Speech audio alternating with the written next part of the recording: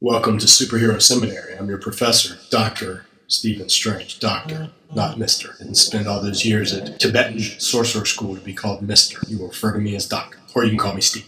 I'm going to talk about the book of Revelation today. Why? Because I'm the master of all things strange and weird and intimidating and otherworldly, and Revelation has been described as all of those things. Revelation is widely believed to be the most mysterious and scary book in the Bible. This is unfortunate because for the early Christians, Revelation was actually the most comforting, and ironically was written to help make things clearer to them regarding what they were living through and how it all fit in with God's overall plan of redemptive history. Revelation was written to make things clear. Therefore, it should be studied by Christians today. Now, not in order to chart out various end-time scenarios or decide which world leader is which beastly creature of the book, but rather to hear the voice of Jesus to his people throughout the ages, including his people today. You see, first thing first, the name of the book is Revelation, not Revelations. Whenever you hear somebody start talking about, well, you know what the book of Revelation says, brother, you can ignore that person. If they can't get the title of the book right, they certainly can't be trusted with its contents. There's no S involved. It's revelation. It's the revelation of Jesus, in fact. That's what the book claims to be, the revelation of Jesus. The first word in the book is the Greek word apocalypsis. And it sounds like apocalypse because it's where that term came from, but it doesn't have anything to do with the weird guy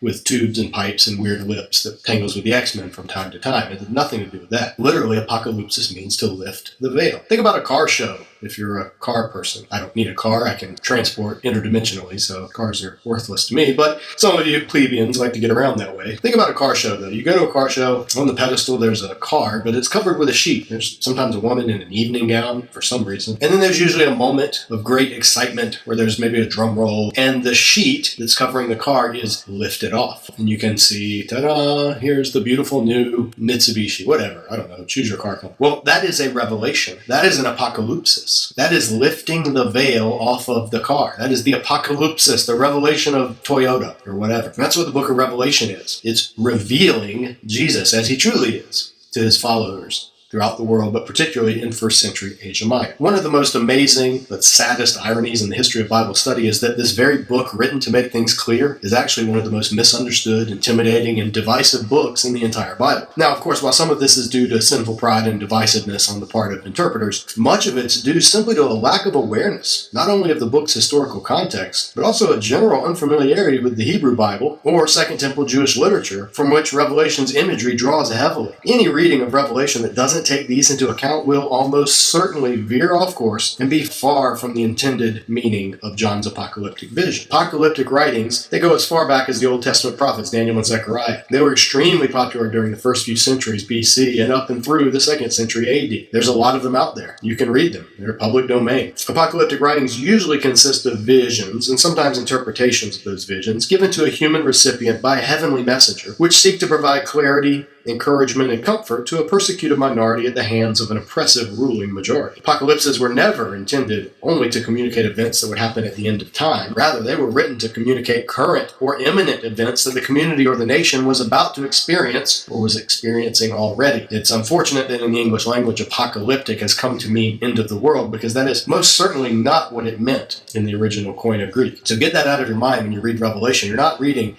just a description of the end of the world. It's so much more than that. In fact, ignoring the genre of the book is one of the biggest mistakes many readers, especially many so-called prophecy experts, make when interpreting and teaching Revelation. By the way, when you see somebody referred to as a, quote, prophecy expert, just walk away. You're better off reading biblical scholars and actual theologians. Well, this is often, though in fairness not always, results in wild scenarios of raptures, credit card chip implants, even protests against peace attempts in parts of the world that people see as having end-time significance. And all three of these things have been taught by prominent evangelical Christians in the public eye within the last 20 years, which is beyond unfortunate. It's just flat out irresponsible. Apocalyptic literature was never meant to be read purely literally. And this is worth repeating, so I'm going to say it again.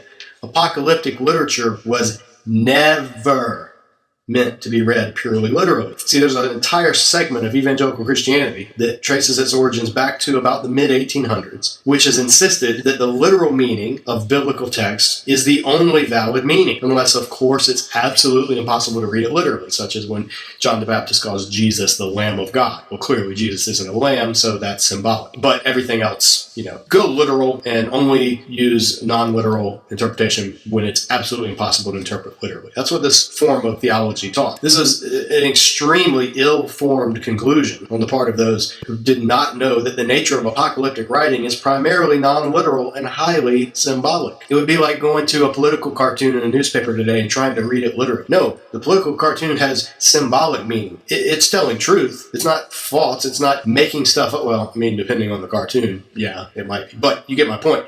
It's not intending to make up mythology. A political cartoon is making a statement about the real world, a very real statement, but it uses images and symbols and caricatures and exaggerations and animals and creatures and all kinds of stuff. So if you open a newspaper today and you see a drawing of a donkey kicking an elephant between the legs while the elephant's trunk is wrapped around the donkey's neck, choking him, well, you know that that's probably referring to the ongoing fighting using dirty tactics in Washington that happens between Republicans and Democrats in American government. But guess what? A reader 2,000 years from now in another part of the world would probably not get that meaning. They could take that same cartoon and start thinking that Americans worshipped a donkey god and other Americans worshipped an elephant god, and sometimes these gods warred with each other, and whichever side won, the people would rejoice, and whichever side, well, whatever. You get my point. You can read all kind of crazy stuff into it. It becomes a Rorschach test for whatever you want to see in the image. That's what happens if you don't know what the symbols are and what the images are. And it's the same thing with Revelation. But due to the popularity of many Christian teachers and pastors who hold to this method of interpretation, the literal reading of Revelation and other books like Daniel became the default approach among many evangelical Christians. To this day, there are various Bible colleges and even seminaries which accept, quote, only the literal interpretation of Revelation. And unfortunately, many otherwise solid Christian leaders and teachers have adopted and continue to perpetuate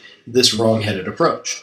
Apocalyptic literature uses certain well-known symbols and metaphors, often drawn from the Hebrew Bible, the Old Testament, to convey ideas, traits, or circumstances in a vivid, visionary manner. It doesn't just, here are the facts, ma'am. No, the apocalyptic literature paints a picture using vivid, shocking, sometimes contradictory imagery to denote feelings. Revelation's been compared to things like a symphony or an impressionistic painting, mural, poetry, worship. It's a kaleidoscopic book packed with imagery that's meant to convey very real things, just not in a literal, straightforward manner. So when early Christians read Revelation about a dragon rising out of the sea, putting its foot on the shore, they weren't waiting for on a specific beach for this to happen. They knew this was a symbol of an evil or a beastly power or some threat that was approaching them, and that its ultimate source was the demonic realm of chaos or evil, which is what the sea symbolized in the apocalyptic mind. There's so much more detail and many more examples like this. Again, check the Revelation Guided Tour of the Apocalypse course at the link below this video if you want to go deeper in that. But just note, as you're reading the book, you're going to come across things like trees, trumpets, menorahs, or sometimes we call them lampstands, horns, various numbers, books or scrolls that are either sealed or unsealed, the sea or the abyss, cosmic bodies like the sun, moon, and stars,